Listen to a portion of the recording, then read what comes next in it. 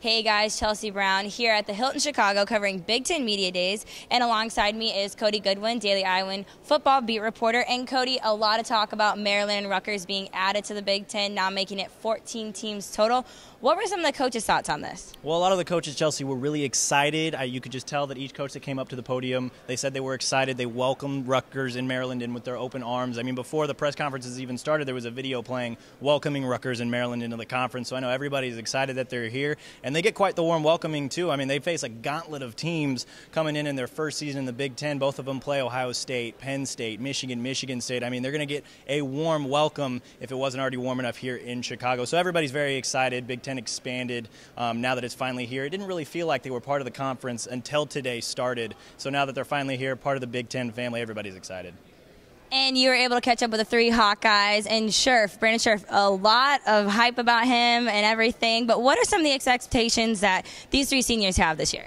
There's a lot of heavy expectations on the team as a whole. You know, you mentioned all three Hawkeyes that are here: Carl Davis, Brandon Scherff, Mark Wiseman. I mean, for Scherff in particular, you know, he's got a lot of heavy expectations. Ever since that video of him hang cleaning 443 pounds 3 times went viral on Twitter. I mean, everybody blew up and went crazy about it. But he's got a lot of expectations, and he didn't really talk a lot about those. He was just kind of shrugging it off. I know the one thing he kept saying over and over again was that the team hasn't done anything yet. They've not played football. They're still 33 days away from their first game, and he's just trying to get better every day. That's the one thing he kept pressing on, you know, working out with weightlifting coach Chris Doyle back in Iowa City, just listening to Coach Kirk Ferentz.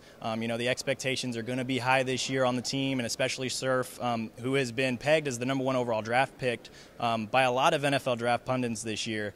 But again, you know, he said it himself, though they haven't played yet, and so it's just a matter of taking it day by day and seeing what they can do.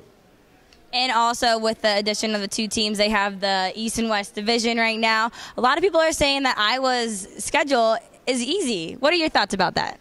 Well, I mean, if you look at it on paper, it might be easier than, say, Maryland and Rutgers' schedules because, like I said before, Maryland and Rutgers, they get a warm welcome to the Big Ten with Ohio State and Michigan State. And Iowa doesn't have to play any of those teams, including Penn State. If you look at the Big Ten schedule from last year, their Big Ten teams that they're going to play this year went 48 and 42 combined last year.